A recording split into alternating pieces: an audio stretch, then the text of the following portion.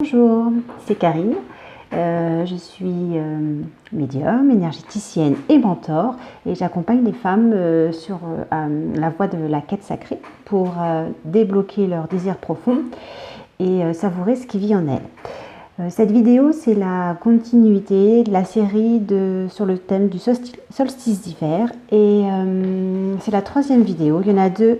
La première concerne la tradition d'Avalon et le solstice d'hiver. Et la deuxième parle du solstice d'hiver et des événements de la vie. Si tu ne les as pas déjà vus, je t'invite à les regarder. Aujourd'hui, celle du jour, du solstice, ça va parler du jour J. Quoi faire au solstice, comment être, qu'est-ce que ça signifie.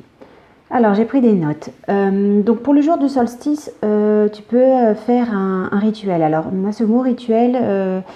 c'est plus en fait quelque chose que tu peux faire chaque année au même moment parce que ça fait partie des cycles de la vie, donc rituel dans le sens routine qui revient au même moment, à un moment précis dans la vie. Donc le solstice d'hiver, ça annonce le retour du soleil et de la lumière, de l'ensoleillement. Donc tu peux faire un rituel en lien avec le feu, mettre de la luminosité chez toi ou dans ta vie. Alors si tu as une cheminée, tu peux faire un feu comme je disais. Sur une bûche, tu peux graver des sigils ou sigils, ça dépend de la prononciation. Alors les sigils, si tu ne sais pas, par exemple, tu prends les mots retour de la lumière et de l'ensoleillement, tu prends chacune des premières lettres, R pour retour, L pour lumière, E pour ensoleillement, et puis tu les graves dans la bûche de sorte à ce qu'elles soient liées les unes aux autres et tu formes comme ça un sigil. Tu peux aussi t'inspirer des runes ou d'autres symboles qui te parlent ou y mettre un mot. Et puis tu peux faire une lettre, quelque chose que tu as envie d'expliquer sur ce moment-là. Moi je ne t'aiguille pas, mais si tu sens que tu as envie d'écrire, eh ben, tu peux le faire à ce moment-là, puis tu la mets à brûler en même temps que tu mets ta bûche. Tu peux faire la même chose avec des bougies. Tu graves dessus ce que tu veux, et puis tu fais ta lettre et tu la brûles. Donc ça, c'est une proposition de comment marquer le moment. Alors, je voulais préciser... sur quoi écrire? Allez, si je te donne quelques indices, donc tu peux remercier pour le retour de l'ensoleillement, pour mettre derrière toi la phase d'introspection et te préparer à accueillir en fait les nouvelles énergies, les énergies montantes du printemps. Tu peux aussi remercier pour la chaleur du foyer, la présence des personnes qui composent le foyer, qui vivent avec toi dans ta maison. Et tu peux demander aussi la purification des énergies stagnantes. Ça, par exemple, c'est quelque chose que moi je fais chaque année au solstice d'hiver quand je mets ma bûche à brûler dans la cheminée. Il y a quelque chose d'important à retenir. Tu vas faire le rituel. Pour moi, l'essentiel, c'est quand même d'être ici maintenant, de faire ça de manière ancrée. Et donc, ce qui vaut tous les rituels, voilà, c'est d'être. Être, c'est-à-dire d'être consciente de ce qui se passe. Quel est l'événement du jour? S'informer sur la définition. Qu'est-ce que c'est le solstice d'hiver? À quoi ça correspond finalement? Et comme ça, tu sais tout ce qui se passe par la suite. Qu'est-ce que ça annonce au niveau saisonnier? Quel est l'impact sur la terre, sur la nature, sur les cycles? Renseigne-toi de ce moment-là, de cette définition vraiment scientifique du solstice d'hiver. Ok, on le vit dans les énergies, mais dans la matière. Qu'est-ce que ça signifie vraiment pour nous, humains, vivant sur la Terre? Et aussi, de faire cette recherche, je trouve que ça permet de s'aligner. On en parle beaucoup, d'être, de s'aligner. Et bien ça nous permet vraiment de nous ancrer à la matière, au moment.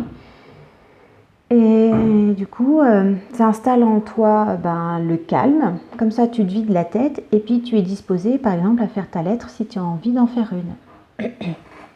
Il y a quelque chose d'autre que je voudrais rajouter pour clore cette vidéo. C'est que marquer cet instant, c'est voilà, on s'aligne en fait sur tous les niveaux de notre vie, il s'harmonise. Et ça s'harmonise là avec les lois cosmiques. Donc je te dis de t'ancrer dans la matière Et c'est qu'au-delà de ça, il y a des choses qu'on ne voit pas, qu'on ne palpe pas et on n'est même pas du tout conscient. Et donc, ce sont ces lois cosmiques qui gouvernent notre monde. Et ça nous permet donc, en plus d'être ancrés, après de s'ouvrir à ce grand invisible, à ce grand tout. Et ça participe donc à un moment de stabilité. Et ça nous permet donc de s'aligner avec les lois éternelles. Et à chaque époque de la vie, comme là, tu fais avec le solstice d'hiver. Comme on est en fait assujetti à ces grandes lois cosmiques, on s'adapte. Il faut s'adapter en fait pour continuellement à chaque événement comme ça marquant des saisons. On s'adapte donc à leur manifestation, ce qui nous permet en fait ça sublime nos énergies, cet alignement, ça nous fait briller et du coup, ce qu'on demande, c'est la manifestation, qu'elle soit juste, en vérité et pleine d'intégrité. C'est tout ça, en fait, tous ces éléments qui permettent de composer un bon rituel, un bon ancrage au moment présent. Voilà, c'est de comprendre ce qu'est le solstice d'hiver, vraiment dans sa définition pure, concrète et scientifique, avec l'esprit après de s'aligner avec ce grand tout invisible et s'harmoniser avec ces lois cosmiques invisibles.